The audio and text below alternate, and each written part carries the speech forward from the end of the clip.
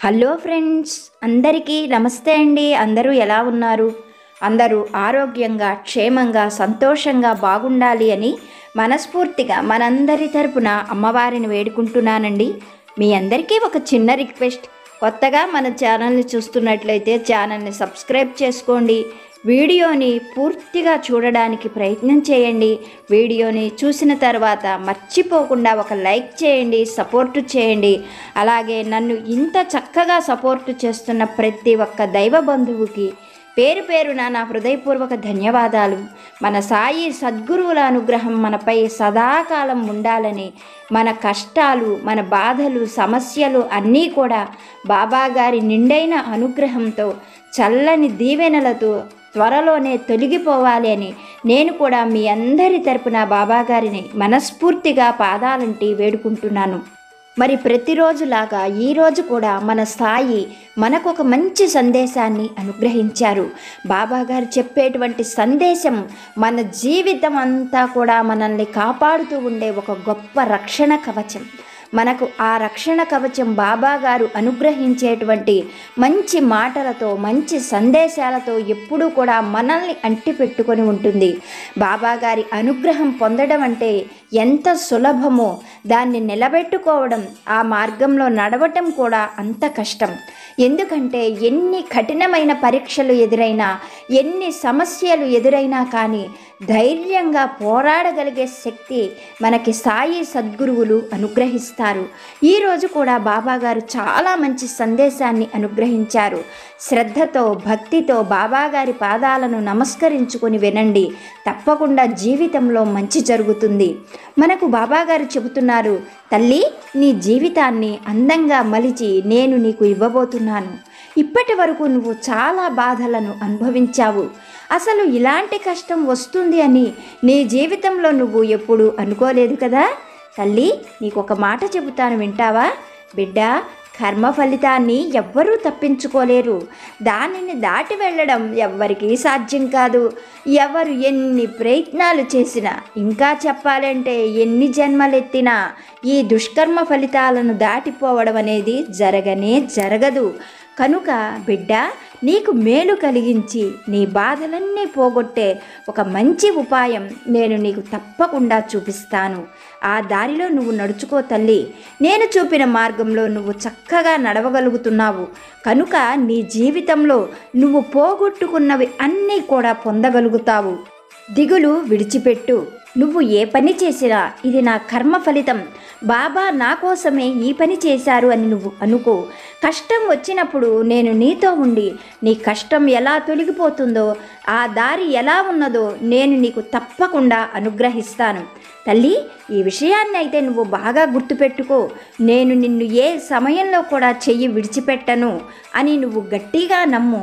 నా బాబా నాకు ఉన్నారు, నా కష్టాన్ని తొలగిస్తారు అన్న ఒక చక్కని సందేశాన్ని నువ్వు గ్రహించగలిగితే నీ జీవితంలో ఉన్న ఈ కష్టాలన్నీ కూడా గాలికి దూది పింజల్లా త్వరలోనే ఎగిరిపోయి నీకు మళ్ళీ పూర్వ వైభవము, మంచి రోజులు రాబోతున్నాయి తల్లి అని సాయి సద్గురువులు ఒక మంచి మాటను ఈరోజు మనకి అనుగ్రహించారు. మరి మనకు బాబాగారు చెప్పిన ఈ మాటలలోని పరమసత్యాన్ని ఒక చక్కటి కథ రూపంలో ఆ సాయి తండ్రి అనుగ్రహంతో తెలుసుకోవడానికి ప్రయత్నం చేద్దాం. వీడియో నచ్చిన వాళ్ళు లైక్ చేసి సపోర్టు చేయడం మాత్రం మర్చిపోకండి. పూర్వం ఒకానొకప్పుడు కుశావతి అనే ఒక గొప్ప నగరం ఉండేది. ఆ నగరాన్ని ఒక మహారాజు ధర్మబద్ధంగా పరిపాలించేవాడు. ప్రజలను కన్న బిడ్డల వలె చూసుకునేవాడు. వాళ్ళ బాగోగులు, మంచి చెడు కూడా అన్నీ తనే దగ్గరుండి చూసుకునేవాడు.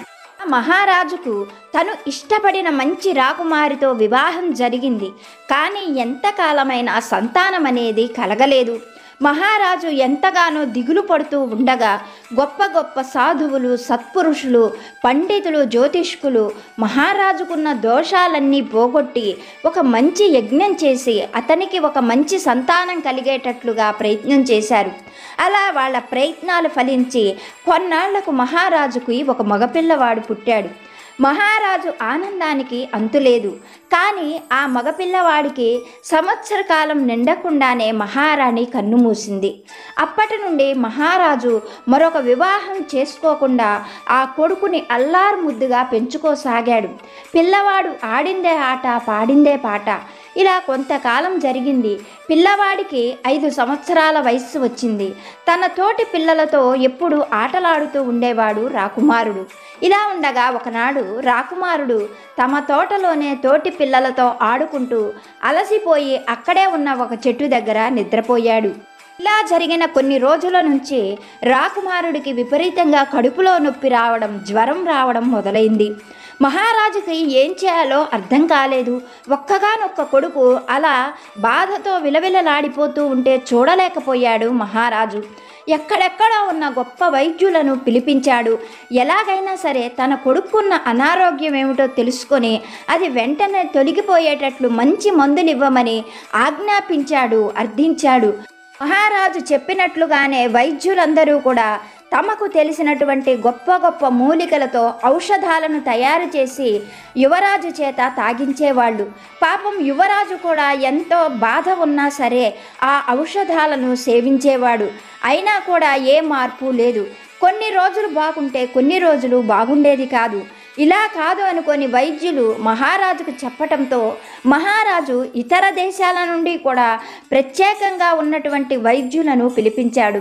వాళ్ళందరూ వచ్చి రాకుమారుడిని బాగా పరిశీలించి చూశారు. వాళ్లకు రాకుమారుడిలో ఎక్కడా కూడా ఏ దోషము కనిపించలేదు. కానీ రాకుమారుడికి ఎందుకు ఈ అనారోగ్యం వచ్చిందో, ఎందుకు ఈ ఉదర సంబంధమైన వ్యాధితో బాధపడుతున్నాడో ఎవ్వరికీ తెలిసిందే కాదు. వాళ్ళు కూడా వాళ్లకు తెలిసినటువంటి వైద్యమంతా చేశారు. ఎన్నో మూలికలతో కషాయాలు కాచి ఆ పిల్లవాడి చేత తాగించారు. వైద్యం చేసిన కొన్ని రోజులు బాగానే ఉంటుంది. వైద్యం ఆపేయగానే మళ్ళీ ఆ పిల్లవాడి అనారోగ్యం ఎక్కువవుతున్నది. ఆ కడుపు నొప్పి బాధ తట్టుకోలేక రాకుమారుడు విలవిలలాడిపోతున్నాడు. జ్వరం వల్ల తిండి కూడా తినలేకపోయేవాడు. ఇలా ఈ అనారోగ్యంతోనే బాధపడుతూ 5 ఏళ్ల నుండి కూడా ఆ రాకుమారుడు పెరిగి పెద్దవాడయ్యాడు. 20 ఏళ్ల వయస్సు వాడు అయ్యాడు. ఇలా ఉండగా ఒకనాడు ఆ రాకుమారుడు తను పడుతున్న ఈ బాధతోటి విరక్తి చెందిపోయాడు. ఎంతో గొప్ప స్థాయిలో ఉన్న రాకుమారుడు తిండి తినలేడు, కంటి నిండా నిద్రపోలేడు. ఎక్కడెక్కడ నుండో వైద్యులు వస్తున్నారు, ఏవేవో మందులు ఇస్తున్నారు. వాటిని పంటి బిగువన భరిస్తున్నా కానీ తనకున్నటువంటి అనారోగ్యం మాత్రం తొలగిపోవడం లేదు. ఇక్కడే ఉంటే ఈ అనారోగ్యం కన్నా వైద్యులు ఇచ్చే మందులు తినలేక చనిపోతాను అని ఆలోచించుకున్నటువంటి రాకుమారుడు ఎవ్వరితో కూడా చెప్పకుండా ఒకనాటి రాత్రి అంతఃపురం వదిలి వెళ్ళిపోయాడు. అలా కాలి కొద్దీ తన శక్తి కొద్దీ కూడా ఆ రాజ్యం పొలిమేర్లు దాటి తనకు ఎటు దారి కనిపిస్తే అటు వెళ్ళిపోతూ ఉన్నాడు రాకుమారుడు. ఇలా రోజులు గడిచాయి, వారాలు గడిచాయి. రాకుమారుడు వెళుతూనే ఉన్నాడు. ఎక్కడైనా ఆకలైతే ఎవరి దగ్గరైనా వెళ్ళి అన్నం అడిగి తినేవాడు. ఏ ధర్మసత్రం వాళ్ళైనా పెడితే ఆ అన్నం తినేవాడు. ఆ ధర్మసత్రంలోనే పడుకునేవాడు. లేకపోతే ఎక్కడైనా గుళ్ళో అరుగుల మీదనో ఎక్కడన్నా చెట్లు దగ్గర నిద్రపోతూ ఉండేవాడు. అంతేకాకుండా రాకుమారుడు సాధారణ దుస్తుల్లోనూ తన పేరు అనేది ఏమీ చెప్పకుండా ఎవరైనా అడిగినప్పుడు, అయ్యా నేను దేశదిమ్మరిని, నాకు నా అన్న వాళ్ళు లేరు, ఎవరైనా దయతలిచి అంత అన్నం పెడితే తింటూ భగవద్ధ్యానం చేసుకుంటూ దేశాటన చేస్తున్నాను అని చెప్పేవాడు. కానీ తన పుట్టుపూర్వత్రాలు, తన స్థితిగతులు మాత్రం ఎవ్వరికీ తెలియనిచ్చేవాడు కాదు రాకుమారుడు. దానివల్ల మహారాజు ఎంత వెతకాలని ప్రయత్నించినా యువరాజు జాడ మహారాజుకు తెలియకుండా పోయింది. ఇలా రాకుమారుడు వెళుతూనే ఉన్నాడు. అలా వెళుతున్నటువంటి రాకుమారుడు సౌవీర దేశం అనే ఒక గొప్ప దేశానికి చేరుకున్నాడు. ఆ దేశాన్ని పరిపాలించే మహారాజుకి 2 చక్కటి ఆడపిల్లలు కలిగారు. సౌవీర దేశాన్ని పరిపాలించే మహారాజుకి వివాహం జరిగిన చాలా సంవత్సరాల తరువాత 2 కవల ఆడపిల్లలు జన్మించారు. అలా కవల ఆడపిల్లలు జన్మించిన తరువాత మహారాణి కూడా చనిపోయింది. అయితే మహారాజు ఆ 2 ఆడపిల్లల్ని కంటికి రెప్పలాగా తన కన్న తల్లుల్లాగా భావించి ఎంతో ప్రేమతో వారిని పెంచసాగాడు. రాకుమార్తెలిరువురు కూడా ప్రతినిత్యము ఉదయమే తండ్రి దగ్గరకు వచ్చి శుభోదయం తండ్రి గారు అంటూ ఆయనకు శుభాకాంక్షలు చెప్పి ఆయన దగ్గర ఆశీర్వాదం తీసుకొని వాళ్ళు తిరిగి వెళ్ళిపోయేవాళ్ళు. కూతుళ్ళిద్దరూ అలా చెబితే గాని తండ్రికి ఆనందం అనిపించేది కాదు. వాళ్ళు అలా చెప్పిన తరువాతే మహారాజు తన దినచర్యను ప్రారంభించేవాడు. ఇలా కాలం గడుస్తూ ఉన్నది. యువరాణులిద్దరూ కూడా పెళ్ళీడు వాళ్ళు అయ్యారు. పెద్ద కుమార్తె పేరు ప్రభావతి, రెండవ కుమార్తె పేరు సులోచన. పెద్ద కుమార్తె తండ్రి ఏం చెబితే అదే చేసేది, తండ్రి అడుగుజాడలలో నడిచేది. రెండో కుమార్తె సులోచన మాత్రం దైవభక్తిని అనుసరిస్తూ దైవమే సర్వం నిర్ణయిస్తుందని, దైవం ఏది నిర్ణయిస్తే అదే జరుగుతుందని దైవంపై అచంచలమైన భక్తితో విశ్వాసంతో ఉండేది. ఇలా ఉండగా ఒకనాడు మహారాజుకి 50 సంవత్సరాలు పూర్తి కావడం చేత ఆ దేశంలో అందరూ ఎంతో గొప్పగా సంబరాలు చేసుకుంటున్నారు. తండ్రికి 50వ పుట్టినరోజు రావడంతో ఆ రోజు కూడా ప్రతిరోజులాగానే రాకుమార్తెలిరువురు తండ్రి మందిరానికి వచ్చారు. ముందుగా పెద్ద కుమార్తె తండ్రి దగ్గరకు వెళ్ళి ఆయన పాదాలకు నమస్కరించి, శుభోదయం తండ్రి గారు, మీరు మరిన్ని రాజ్యాలను జయించాలి, మరింత గొప్ప వీరులుగా పేరు ప్రఖ్యాతలు పొందాలి, మీరు గొప్ప సామ్రాట్టు కావాలి, మీకు ఎదురు లేకుండా ప్రతి ఒక్కరూ జేజేలు పలకాలి. ఇలా తండ్రికి ఆనందం కలిగించే మాటలు చెబుతూ తండ్రి ఆశీస్సులను అందుకున్నది పెద్ద కుమార్తె ప్రభావతి. తరువాత రెండవ కుమార్తె సులోచన తండ్రి పాదాలకు భక్తిగా నమస్కరిస్తూ, మీకు జయం కలగాలి తండ్రి గారు, మీరు మీకున్న కర్మ ఫలితాన్ని పూర్తిగా అనుభవించండి, మీరు ఎవ్వరికి రుణం ఉండకండి, ఎవరిని నొప్పించే మాటలు మాట్లాడకండి, మీరు ఎప్పుడూ ఆరోగ్యంగా ఉండాలని ఆ భగవంతుణ్ణి నేను మనస్ఫూర్తిగా కోరుకుంటున్నాను తండ్రి గారు అంటూ ఆయన కాళ్లకు నమస్కరించింది రెండవ కుమార్తె సులోచన. మహారాజుకి విపరీతమైన కోపం కలిగింది. పెద్ద కుమార్తె తను గొప్ప రాజును కావాలని, మరిన్ని రాజ్యాలు జయించి సామ్రాట్టు కావాలి అని తనకు శుభాకాంక్షలు తెలియజేస్తే, రెండో కుమార్తె తను ఎవరిని నొప్పించకూడదని, తన కర్మ ఫలితం అనుభవించాలి అని, తను ఎవరికి బాకీ ఉండకూడదని తన గురించి ఇలా మాట్లాడటం మహారాజుకు చాలా బాధ కలిగించింది. ఆయన కాసేపు ఆలోచించిన తరువాత రెండో కుమార్తెతో, నీ కర్మ ఫలితం ఏమిటో నువ్వు అనుభవిస్తావు, దానికి నేను ఇప్పుడే బీజం వేస్తున్నాను అంటూ మరుక్షణమే అక్కడున్న భటులను పిలిపించి, భటులతో, ఈ దౌర్భాగ్యురాల్ని, ఈ మూర్ఖురాల్ని ఇప్పుడే నా ముందు నుంచి తీసుకొని వెళ్ళిపోండి, ఏ దేశదిమ్మరికిచ్చైనా పెళ్లి చేయండి, కర్మ ఫలితం అంటే ఏమిటో దీనికి తెలిసి వస్తుంది, ఇప్పటి వరకు యువరాణిలా ఉండి సకల భోగాలు అనుభవిస్తున్నది కదా, కూర్చొని కర్మ సిద్ధాంతం నాకు నేర్పిస్తున్నది, ఈ మూర్ఖురాలి మొహాన్ని నేను ఇంకా చూడదలుచుకోలేదు, తక్షణం ఈమెను తీసుకొని వెళ్ళిపోండి అంటూ భటులకు గట్టిగా ఆజ్ఞాపించాడు మహారాజు. చెయ్యగలిగింది ఏమీ లేక భటులు ఆ రాకుమారిని అప్పుడే అక్కడ నుండి తీసుకొని వెళ్ళిపోయారు. అలా వెళ్ళిపోయిన వాళ్ళు రాకుమార్తెతో పాటు ఆ దేశమంతా కూడా తిరుగుతూ ఎవరైనా తగిన వాళ్ళు కనిపిస్తారేమోనని ఆ దేశంలో విడిది చేయడానికి వచ్చిన వాళ్ళందరినీ కూడా సత్రాల దగ్గరకు వెళ్ళి, మీ పేరేమిటి, మీ ఊరేమిటి అంటూ అడగసాగారు. అందరూ కూడా తమ ఊరి పేరు, తమ తల్లిదండ్రుల పేర్లు అన్నీ కూడా వివరంగా చెబుతున్నారు. వాళ్ళకున్న ఆస్తుల వివరాలు కూడా చెప్తున్నారు. సత్రాల దగ్గర, దేవాలయాల దగ్గర ఉన్న వాళ్ళందరినీ అడుగుతూ ఒక అరుగు మీద పడుకొని ఉన్నటువంటి రాకుమారుడు సత్యవర్మ దగ్గరకు కూడా వచ్చారు. అతన్ని చూసినటువంటి భటులు అతన్ని కూడా అతని ఊరి పేరు, అతని తల్లిదండ్రుల పేరు, రాజ్యము, గ్రామము అలా అన్ని వివరాలు అడిగారు. భటులు అడిగిన అన్ని విషయాలకు సత్యవర్మ మౌనంగా ఉన్నాడు. తరువాత, అయ్యలారా, నాకు ఒక ఊరు కానీ పేరు కానీ ఏమీ లేవు, నేను దేశాలు పట్టుకు తిరిగే దేశ దిమ్మరిని, నాకు ఇల్లు వాకిలి ఏవీ లేవు అని చెప్పాడు. వెంటనే భటులు రాకుమార్తెను అతనికిచ్చి బలవంతంగా వివాహం జరిపించారు. ఊహించని ఈ పరిణామంతో సత్యవర్మ కంగు తిన్నాడు. ఏం చేయాలో సత్యవర్మకు అర్థం కాలేదు. అలా రాకుమార్తెను సత్యవర్మకిచ్చి వివాహం చేసిన భటులు చేతులు దులుపుకొని అక్కడ నుండి తిరిగి వెళ్ళిపోయారు. ఇల్లు వాకిలి వదిలేసి ప్రశాంతంగా దేశదిమ్మరిలా బ్రతుకుతున్న తన జీవితంలోకి భార్య రావడంతో సత్యవర్మకు ఏం చేయాలో పాలుపోలేదు. అతని జీవితంలోకి వచ్చినటువంటి రాకుమారి ఏమాత్రము బాధపడలేదు. ఇది కూడా నా కర్మ ఫలితమే, దీన్ని నేను అనుభవించవలసిందే అని నిర్ణయించుకున్న రాకుమారి సత్యవర్మతో సహితంగా ఆ రాజ్యాన్ని దాటి బయలుదేరింది. అలా వెళుతూ ఉన్నటువంటి రాకుమారి తన ఒంటిపై ఉన్న కొన్ని నగలను ఒక నగరంలో అమ్ముకొని ఆ వచ్చిన ధనమంతా కూడా తన దగ్గర చాలా జాగ్రత్తగా దాచుకుంది. అలా ఊళ్ళు తిరుగుతూ ఉన్నటువంటి రాకుమారి సత్యవర్మ ఇరువురు కూడా ఒకనాడు ఒక గ్రామానికి చేరుకున్నారు. ఆ గ్రామం దగ్గర ఒక పెద్ద చెరువు గట్టు ఉంది. అవతల వైపు పాడుపడిపోయిన ఒక దేవాలయం కూడా వాళ్లకు కనిపించింది.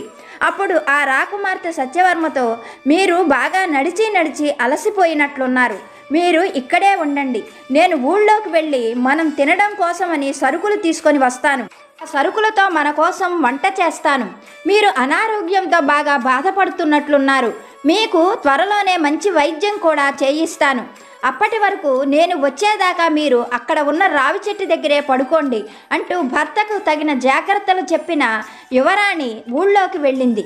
భార్య అలా వెళ్ళిపోగానే రాకుమారుడు సత్యవర్మ తనను బాగా నడిచి అలిసిపోవడం చేత రాకుమార్తె చెప్పినట్లుగానే అక్కడ ఉన్నటువంటి చెట్టు దగ్గరికి చేరుకున్నాడు. పడుకోవడానికి తనకి తలగడాగా ఏదైనా దొరుకుతుందేమోనని చుట్టూ చూశాడు. కానీ ఏవీ కూడా కనిపించలేదు. ఆ దగ్గరలోనే చిన్నది పాము పుట్టలాగా ఒక ఎత్తైన గుట్ట కనిపించింది. తన తల ఆంచుకొని నిద్రపోవడానికి అదే సరైన స్థలం అని భావించిన సత్యవర్మ అలసిపోయి అనారోగ్య సమస్యలతో అడుగులో అడుగు వేస్తూ ఆ పుట్ట దగ్గరకుగా వెళ్ళి ఆ పుట్టకే తల అంచి ఒక పక్కగా నిద్రపోయాడు. అలా సత్యవర్మ నిద్రలోకి జారుకున్న కొద్దిసేపటి తర్వాత ఆ పుట్టలో ఉన్నటువంటి ఒక పెద్ద నాగుపాము బయటకు వచ్చింది. పాములు గాలి పీల్చుకొనే బ్రతకగలవు, గాలి లేకపోతే అవి చనిపోతాయి. గాలిలో ఉండే విషమంతా కూడా సర్పాలు పీల్చుకుంటాయి. అలా బయటకు వచ్చి గాలి పీలుస్తూ ఉన్నటువంటి ఆ నాగుపాము అక్కడ నిద్రపోతున్నటువంటి సత్యవర్మ దగ్గరగా వెళ్ళింది. అక్కడ కూడా గాలి పీలుస్తూ ఉండగానే సత్యవర్మలో ఎప్పటి నుండో ఉన్నటువంటి ఒక పాము ఆ సత్యవర్మ ముక్కు నుండి బయటకు వచ్చింది. బయటకు వచ్చినటువంటి ఆ పామును చూడగానే పుట్టలో ఉన్న పాము భయంతోనూ ఆశ్చర్యంతోనూ కలగలిపిన గొంతుతో సత్యవర్మలో నుండి వచ్చిన పామును చూస్తూ, ఏమిటి, నువ్వు మనిషిలో నుండి బయటకు వచ్చావు? నేను పుట్టి బుద్ధెరిగిన తర్వాత ఎప్పుడూ ఇటువంటి సంఘటన విని ఉండలేదు. పాములంటే పుట్టలో కదా ఉండేది, ఇలా మనుషుల పొట్టల్లో ఉండడం నేను ఎప్పుడూ చూడలేదు అంటూ ఆశ్చర్యం ప్రకటించింది. అది వింటూనే సత్యవర్మలో ఉన్నటువంటి పాము, నీకు ఈ విషయం తెలియకపోవచ్చేమో, నేను ఇతను చిన్నపిల్లవాడిగా ఉన్నప్పుడే ఇతని చెవులో నుండి ఇతని పొట్టలోకి ప్రవేశించాను. అప్పటి నుండి ఇతని పొట్టలో హాయిగా ఉంటున్నాను, కావలసినవన్నీ కూడా తింటున్నాను. నన్ను చంపాలని వైద్యులు ఎన్నో ప్రయత్నాలు చేశారు, కానీ అసలు నేను ఇతని కడుపులో ఎలా ఉన్నానో ఎలా వచ్చానో ఎవ్వరూ కనుక్కోలేకపోయారు. నాకు ఇతని పొట్టలో చాలా హాయిగా ఉన్నది అని సంతోషంగా చెప్పింది సత్యవర్మలో ఉన్నటువంటి పాము. అప్పుడు పుట్టలో నుంచి వచ్చినటువంటి పాము, నువ్వు చేసేది చాలా తప్పు, మనం ఇలా చెయ్యకూడదు, మనం ఉండవలసింది పుట్టలో కానీ మనుషుల పొట్టల్లో కాదు అంటూ పకపక నవ్వింది. ఈ రెండు సర్పాలు ఒకదానితో ఒకటి ఇలా మాట్లాడుకుంటూ ఉండగా ఊళ్ళోకి వెళ్ళి సరుకులు తీసుకొని వస్తున్న రాకుమారి వీటిని గమనించింది. తను ఇప్పుడు అరిచిన అలికిడి చేసిన బయట ఉన్న పాము సత్యవర్మని కాటేస్తుంది. కానీ సత్యవర్మ మీద ఉన్న ఈ పాము ఎక్కడి నుండి వచ్చిందో అప్పటికి కానీ రాకుమారికి అర్థం కాలేదు. భర్తకి అనారోగ్యం ఎందుకో, అతను అలా ఎందుకు బలహీనంగా ఉన్నాడో అప్పటికి అర్థమైంది రాకుమారికి. అవి అలా మాట్లాడుకుంటూ ఉంటే అలిగడి చెయ్యకుండా అక్కడే ఉన్న ఒక చెట్టు చాటున ఉండి అవి ఏం మాట్లాడుకుంటున్నాయో గమనించసాగింది. అప్పుడు పుట్టలో ఉన్న పాము రాకుమారుడి పొట్టలో నుండి వచ్చిన దాన్ని చూస్తూ, నీ సంగతి ఎవరికి ఇంకా తెలియకపోవడం వల్ల నువ్వు ఇంతకాలం బ్రతికి ఉన్నావు, నీకు బాగా భూమి మీద నూకలు ఉన్నట్టు ఉన్నాయి, సంగతి తెలిస్తే మనుషులు నిన్ను చంపివేస్తారు. 7 సంవత్సరాల నాటి పాత బియ్యం కలిలో నల్ల ఆవాల ముద్ద నూరి ఆ కషాయాన్ని గనక తాగించినట్లయితే నువ్వు ఒక్క దెబ్బకే చచ్చిపోతావు, నా మాట విని నాతో పాటు వచ్చేసేయ్ అన్నది పుట్టలోని పాము. ఆ మాటలకు రాకుమారుడి మీద ఉన్న పాము కూడా పకపక నవ్వుతూ, నా సంగతి సరే, నా సంగతి తెలుసుకునేంత ధైర్యము మనుషులు ఎవరూ లేరు, కానీ నీ సంగతి ఏమిటి? నీ పుట్ట కింద 2 బంగారు బిందెలు పెట్టుకొని వాటి మీద హాయిగా నిద్రపోతూ ఉన్నావు, వచ్చేవాళ్ళకి కానీ పోయేవాళ్ళకి కానీ కనీసం ₹1 సహాయం చెయ్యవు. నీ సంగతి కూడా జనాలు ఎవరికి తెలియకపోవడం వల్ల ఇంతకాలం నువ్వు బ్రతికి ఉన్నావు. వేడి వేడి నీళ్లు కానీ నూనె కానీ మరిగించి నీ పుట్టలో పోసే చేస్తే నువ్వు దెబ్బకి చనిపోతావు, అప్పుడు నీతో పాటు ఉంటే నేను కూడా చనిపోతాను. ఆ బంగారం సంగతి తెలిసిన నాడు నీ మీద ఎవరో ఒకళ్ళు వేడి వేడి నూనె పోస్తారు, ప్రాణాలు పోతాయి. కనుక నాకు నీతులు చెప్పక నీ దారి నువ్వు చూసుకో అన్నది రాకుమారుడిలోని పాము. ఆ మాటలకు పుట్టలోని పాము అసహ్యంగా, చిచ్చి నీలాంటి వాళ్ళతో మాట్లాడకూడదు అనుకుంటూ చెరచెరా పాకుతూ పుట్టలోకి వెళ్ళిపోయింది. ఆ మరుక్షణం యువరాజు మీద ఉన్న సర్పము కూడా యువరాజు ముక్కు నుండి లోపలికి వెళ్ళిపోయింది. దూరంగా ఇదంతా గమనిస్తున్నటువంటి రాకుమారుడి అనారోగ్య కారణం ఏమిటో తెలిసింది కనుక అప్పటికప్పుడే అక్కడి నుండి వెనుదిరిగి ఊళ్ళోకి వెళ్ళి 7 సంవత్సరాల నాటి పాత బియ్యాన్ని చాలా కష్ట నష్టాలకు ఓర్చి ఇంటింటికి వెళ్ళి అడిగి మరీ ఎలాగో సంపాదించింది. ఆ తరువాత 3 సంవత్సరాల నల్ల ఆవాలు కూడా తీసుకొని వచ్చింది.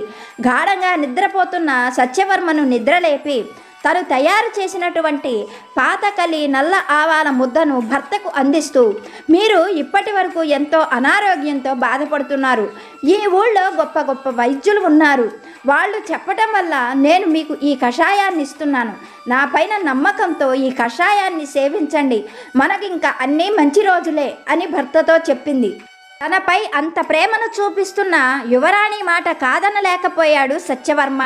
యువరాణి తయారు చేసి ఇచ్చినటువంటి పాత బియ్యం కలికి నల్ల ఆవాల ముద్ద ఆ కషాయాన్ని అతి కష్టం మీద తీసుకున్నాడు. అతను ఆ కషాయం తీసుకున్న 1 గంట తరువాత భార్యకు చెప్పి దూరంగా వెళ్ళిపోయాడు.